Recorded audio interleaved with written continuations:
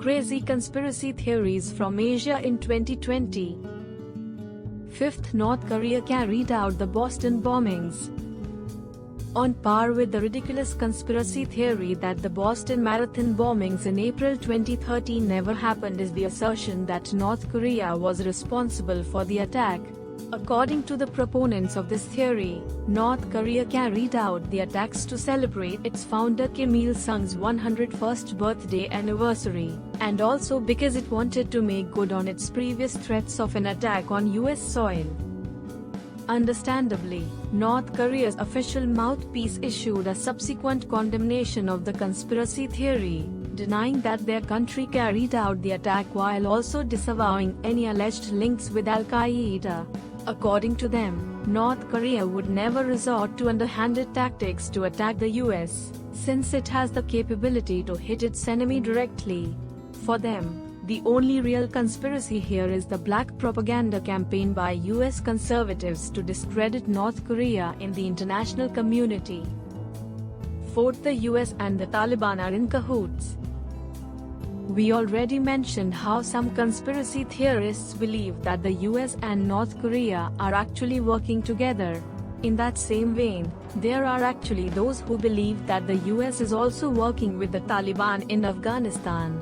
This view has been taking root among ordinary Afghans who believe that the US is funding the Taliban in order to achieve its own ends, including having a buffer against Iran, China, and Russia. They like to point out that the numerically and logistically superior American and NATO forces could easily finish the Taliban off, yet they do not do so, meaning they really have a hidden agenda. Even Afghan President Hamid Karzai has bought the conspiracy theory. In March 2013, he accused the US and the Taliban of collaborating in a series of false flag attacks as justification for an indefinite US presence in the region.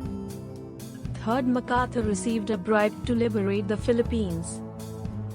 Compelled to liberate the Philippines from the Japanese because the Philippine president handed him a substantial amount of money?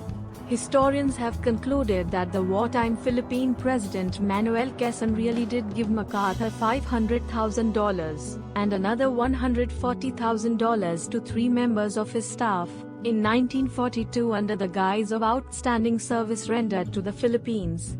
Yet the true reasons may never be ascertained since all the characters involved are already dead. It is highly speculated that Quezon paid MacArthur off so that the latter would allow Quezon and his family to evacuate to the US. Other than that, the money would serve to remind MacArthur to keep his promise of returning to the Philippines. Of course, his liberation campaign would later wreak untold devastation on the country and earn him criticism for deviating from what had been the highly successful and less bloody island-hopping strategy. Second, the US and Taiwan created the SARS virus. Aside from the long-standing accusations that it created the AIDS virus, the US was once again implicated as the evil mastermind behind the 2002-2004 SARS outbreak that hit Asia and was especially devastating in China, having caused the deaths of more than 300 people. Rumors of US and also Taiwanese involvement in the outbreak reached a fever pitch after 2 Russian scientists stated that the virus appeared to be a cocktail of different viruses and could not have been natural. Conspiracy theorists also tried to corroborate the Russian scientists' findings with the argument that Taiwan, being one of the virus's creators, suffered far fewer casualties because it possessed the cure. Of course, China received a dose of its own conspiracy medicine after Taiwan accused its rival country's government of not only creating the virus but also of engaging in a massive cover-up of the outbreak's true extent. First, ancient India suffered a nuclear attack. Did ancient civilizations really possess the power of the atom bomb? For some conspiracy theorists, the answer is a clear yes. According to them, divine beings or ancient aliens transferred the technology to various ancient civilizations. They were also not averse to using it themselves, as was supposedly recorded in ancient texts such as the Mahabharata, which speaks of a projectile charged with all the power of the universe. Believers of this theory point to various archaeological sites with inexplicably high amounts of radiation, the most notable example being that of an ancient city found in Rajasthan, India.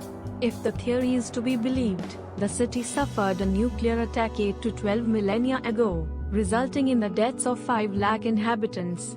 Subsequently, the city retained dangerous levels of radiation, which would explain the abnormally high number of people in the area who suffer from cancer or birth defects. Of course, this theory is not limited to Asia. It is also held that North America's Great Lakes are actually craters from an atomic blast. Thanks for watching.